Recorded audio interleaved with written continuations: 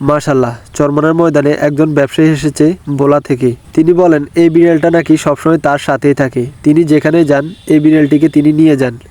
দৃশ্যটা আসলে অনেক সুন্দর ছিল। তবে এখানে র্যাব, বিজিবি, পুলিশের কোনো কাজ নেই, কিন্তু তারা মাঝে মাঝে এসে টল দিয়ে যান এবং মাহফিল দেখে যান। বাংলাদেশের সবচেয়ে বড় লঞ্চের ভিতরে 3 নম্বরে রয়েছে সুরভি এবং 2 নম্বরে রয়েছে কীর্তনখোলা, দোনোটাই রয়েছে এখানে। তৃতীয় দিন জুম্মার দিনে দেখলাম বরিশাল থেকে অনেক মানুষ আসছে জুম্মার নামাজ পড়ার জন্য। এখানে জামা কাপড়ের দোকান অনেক দূর দূরান্ত থেকে আসে, তবে এখানে সবচেয়ে সস্তা জামা কাপড় পাওয়া যায়। এটা হচ্ছে পীর সাহেব হুজুরের মুরগি এবং গরুর খামার। 3 নম্বর মাঠ কেন খালি, আসলে এটা আমি ভিডিওর প্রথমে আপনাদেরকে বলেছি যে সবকিছু মিলিয়ে এবার মানুষ অনেক কম হয়েছে। মাহফিলের প্রায় অনেক দূর পর্যন্ত দেখা যাচ্ছে মানুষ, যেখানে মানুষ বিশ্রাম নিচ্ছে। চরমনা হচ্ছে একটি ইউনিয়ন, আসলে এই ইউনিয়নটা খুবই সুন্দর, তবে এখানে বেশিরভাগ মানুষ ভ্যানে চলাফেরা করেন। প্রায় মাহফিল থেকে অনেক দূর একটি রাস্তা, তবে জায়গাটি দেখতে খুবই সুন্দর। আমার সাথে রয়েছে ছোট ভাই লাবিব। এখানে মাহফিল চলাকালীন আশেপাশে সবগুলো বাড়ি তালা বন্ধ থাকে।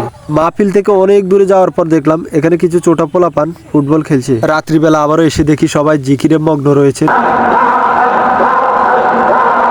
রাতে দেখলাম অতিরিক্ত গরম, তাই আমরা একটু বাহিরে বের হলাম। এখানে রাস্তাঘাট, দোকানপাট যা আছে সবকিছুই ব্লক, সবকিছু শুধু দোকান আর দোকান।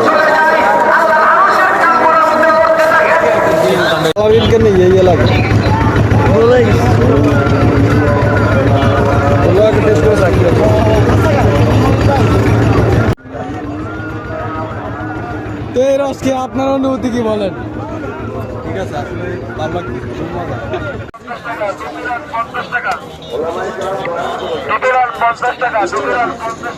স্পেশাল আতর পাওয়া যায়, ভালো মানের আতর পাওয়া যায়।